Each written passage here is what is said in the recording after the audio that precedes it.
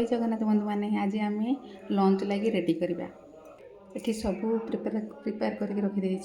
देखो एवं आम आरंभ करवा एपटे कड़े दुटारे पूरा तेल पकई रेडी कर एपटे आगे मूला भजा को बसैदा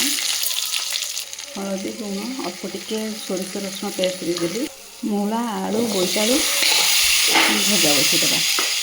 ये सिम करके 5 मिनट घोड़ेदेवा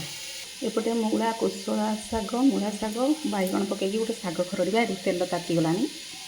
फुटण पकईदेवा रसुण लंका कंचा लंका रसुण छुचा पकई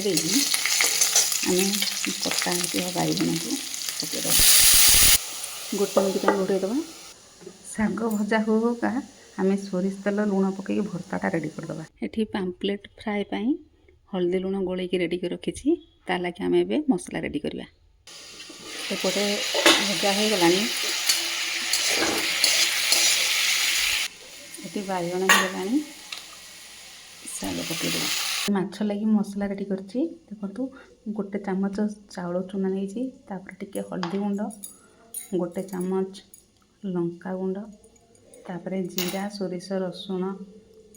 पेस्ट 2 चामच एपटे माछ लगी सब मसला रेडी होगा मो माछ जेहेतु लुण पकई अल्प मसला पकईदेली तापर एपटे देखु शाग भी रेडी होगा देखिए भजा कौन है भजा भी सीखी गला खाली टिके लाल हम एमती न घोड़े छाड़देवा 5 मिनट टिके खट्टा लगी आम ए लेंबू चिपुड़वा आम माछ बनवा देखो तापर आम सब मसला गोली देकी एपटे पैन भी रेडी हो पूरा तेल तातीगला कटा भितर भल आम मसला भर्ती करदेवा तापर आम कंचा लंका 2टा भृसंगा पत्र रसुण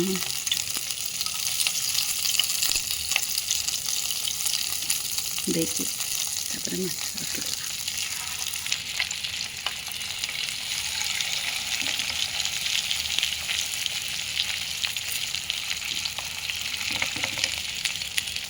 एपटे भजा भी होगला कम्प्लीट होगला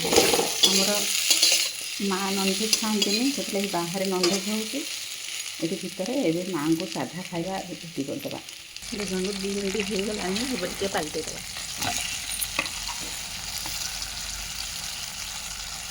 देखो ए साधा थाली रेडी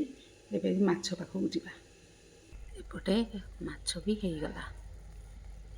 हेलो सांग मैंने ये पाम्पलेट आम रेडी होगला आज दिनर खाद्य पूरा कंप्लीट आपण को मो रेसिपी मो चैनल भल लगे सब्सक्राइब करेंगे शेयर करेंगे कमेंट करेंगे फॉलो करेंगे please please comment follow share करेंगे जय जगन्नाथ।